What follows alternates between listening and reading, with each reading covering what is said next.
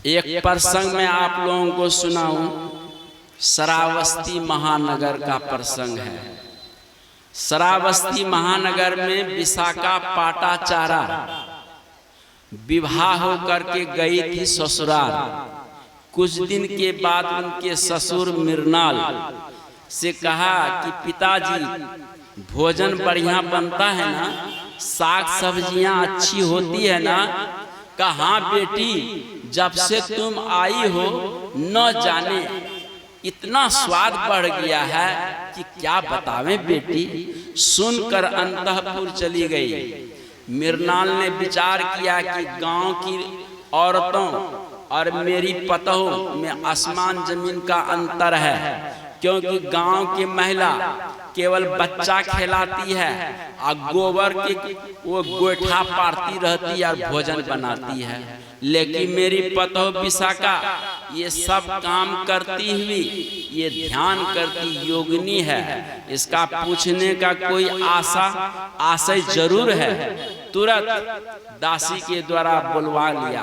कहा बेटी, तुम्हारा पूछने का आशय क्या है कि भोजन अच्छा बनता है ना, साग सब्जियां अच्छी बनती है ना।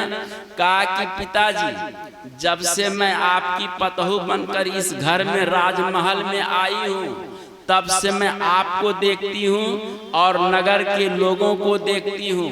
नगर के लोग रोज भगवान बुद्ध के सत्संग सुनने दर्शन करने जाते हैं, लेकिन आप यूं बढ़िया बढ़िया मेवा मिष्टान खाकर अच्छे अच्छे कपड़े पहनकर राजमहल में पड़े रहते हैं। लगता है ये पिताजी यह तो पूर्व जन्म का कुछ कमाई है, इसके वजह से आपको ऐसा मिला हुआ है। इस जन्म की कोई कमाई नहीं। क्यों? जब से जन्म हुआ तब से आपने क्या किया?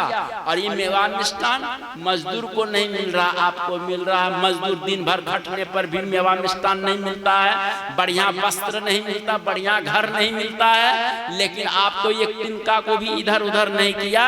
और इतना सुंदर आलीशान राजभवन और सुंदर वस्त्र और सुंदर भोजन कहकर चली गई। मृणाल ने विचार किया कि ये ठीक कहती है, ये पूर्व जन्म में हमने कुछ अच्छा किया था, जिसका फलस्वरूप इस जन्म में हमको राज परिवार में जन्म हुआ है। जब से जन्म हुआ तब से मैंने एक तिनका को भी इधर उधर नहीं किया। ये अच्छा भोजन, अच्छा कपड़ा, राजमहल ये पूर्व जन्म का कर्म फल है। इसलिए प्रेरणा पाकर रोज भगवान बुद्ध के पास वो सुबह चले जाते, शाम को फिर आते। तो कुछ दिन अज्ञानी लोग ज्ञानी का संग करते हैं तो ज्ञानवान हो जाते हैं। तो मृणाल को ज्ञान हो गया। तो कुछ दिन के बाद फिर शाम को जब आवे तो नगर के लोगों को बुला के दरवाजा में वही सुनी हुई बात को सुनावे। और सुनाने में इतना भाव विभोर हो जाए कि शरीर की भी सुधि बुद्धि उन्हें नहीं रहती थी। तो एक दिन उसी बीच में विशाखा आ गई। कहा पिताजी, भगवान बुद्ध का दर्शन अच्छा है ना?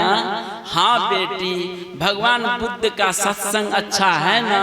हाँ बेटी। सुन करके वो चली गई। फिर मृणाल ने विचार किया कि पूछने का कोई मकसद इनका जरूर है।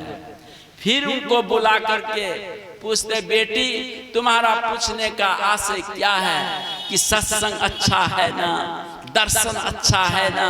कहा पिताजी, मैं आपको रोज देखती हूँ, रोज सुबह जाते शाम को और वहाँ शाम तक रहते, फिर लौट करके आते हैं और नगर के लोगों को बुलाकर इकट्ठा करके वही सुनी बात को सुनाने में इतना आनंद मिलता है पिताजी कि आप शरीर की भी सुधि बुद्धि आपको नहीं रहती है। यह ज्ञान आपका नहीं है पिताजी, यह ज्ञान तो बुद्ध का है। आपको अपने निज ज्ञान यदि मिल जाए पिताजी तो फिर कैसा सुख, उस सुख का कोई वर्णन नहीं है पिताजी। का निज ज्ञान बेटी? कहाँ पिताजी?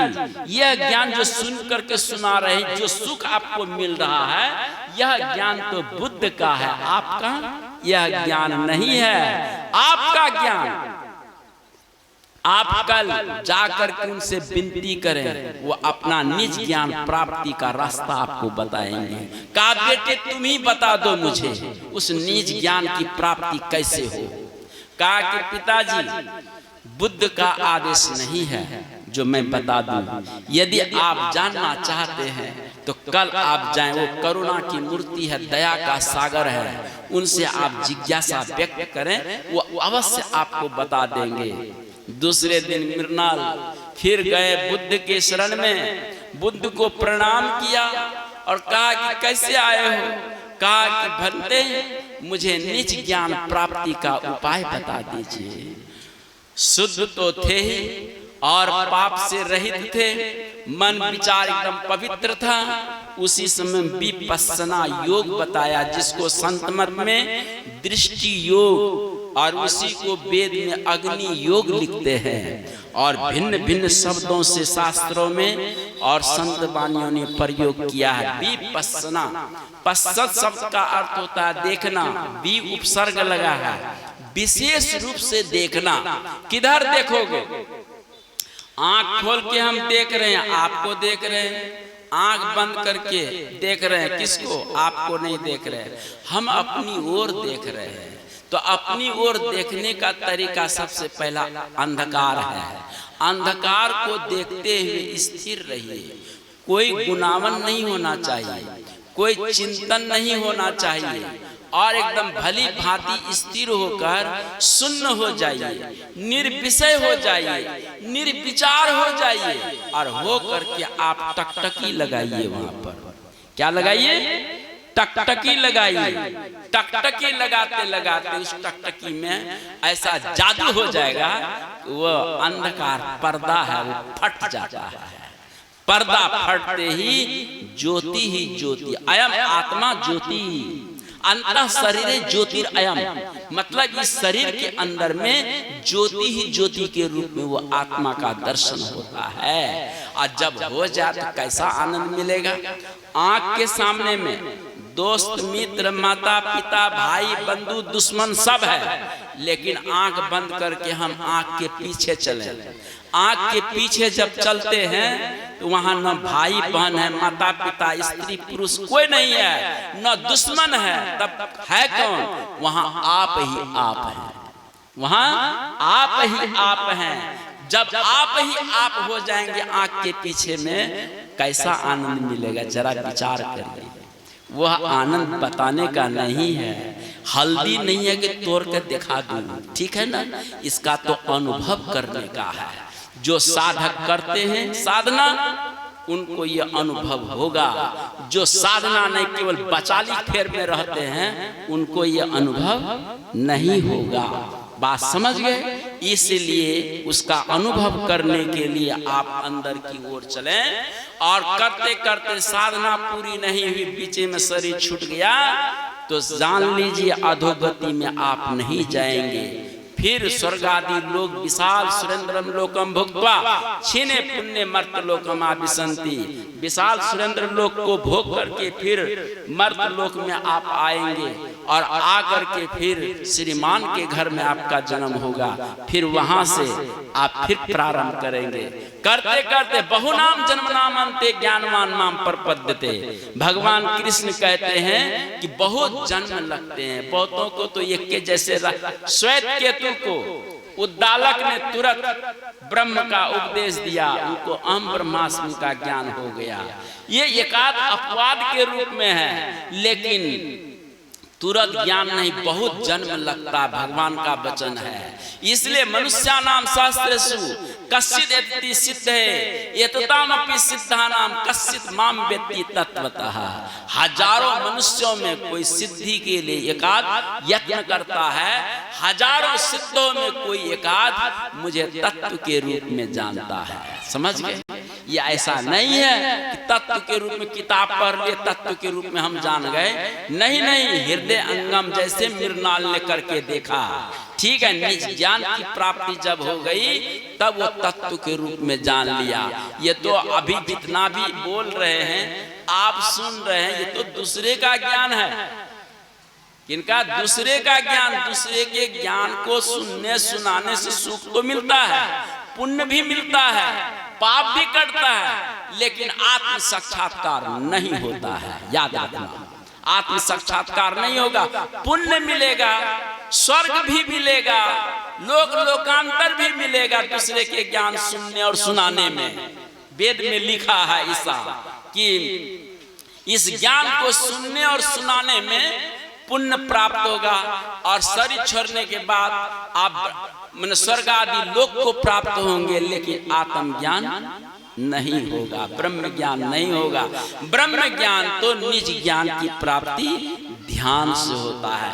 इसलिए जो उस चीज को प्राप्त कर लेते हैं वो बड़े भाग्यशाली हैं। साधन धाम मोक्ष कर द्वारा पाही जहीं पर लोग सवारा। साधन का धाम ये मोक्ष शरीर है, धाम कहते हैं मंदिर को। जैसे बाहर में ईटा पत्थर से मंदिर लोग बनाते हैं, नियम लिख देते हैं कि यहाँ पर निषिद्ध वस्तु खाना मना है, ठीक है ना। और उस मंदिर को किसने बनाया? किसी मनुष्य ने बनाया, और मनुष्य ने ही नियम लिखा। और ये शरीर ये चलता फिरता मंदिर है, हंसता बोलता मंदिर है। इस मंदिर को किसने बनाया? माँ के गर्भ में। माँ को भी पता नहीं है आँख कैसे बन गई, कान कैसे बन गया, मुंह कैसे बन गया, हाथ पाँव कैसे बन गए, माँ को भी पता नहीं। और जब जन्म हो जाते तो माँ अधिकार करती, पिता भी अधिकार करते हैं, टोला पड़ोस भी अधिकार करते हैं। ये तुमने तो बनाया नहीं, दूसरे ने बनाया, उसका अधिकार है। इसलिए साईं को सियत मास 10 लागे, ठोक ठोक के बिनी चदरिया, झिनी झिनी रे बिनी चदरिया। उस परमात्मा को 10 महीने लगे हैं बनाने में, और बना करके परमात्मा इसी शरीर में है। इसीलिए इस शरीर को मंदिर कहा गया है। लेकिन सुबह से शाम तक अज्ञान के कारण क्या क्या ठूसते रहते हो, क्या क्या डालते रहते हो, जरा विचार करना। जो डालने की चीज नहीं उसको भी डालते हो, जो पीने की चीज नहीं उसको भी पी करके इसको नरक बना दिया। अरे इससे हम स्वर्ग जा सकते थे, इससे हम मोक्ष में जा सकते थे, लेकिन ऐसा कर दिया कि आप नरक की यात्रा करना पड़ेगा, 84 में जाना पड़ेगा। इसलिए संतों ने कहा इसको संभाल के रखो, जितना पवित्र से रखोगे उतना ही अच्छा होगा। हर तरह से खान पान, शिष्टाचार, सदाचार, सभ्यचार, ये सब रखेंगे तो आप और उत्तरोत्तर पवित्रता की ओर बढ़ेंगे, और पवित्रता की ओर बढ़ते बढ़ते परमात्मा की प्राप्ति कर लेंगे।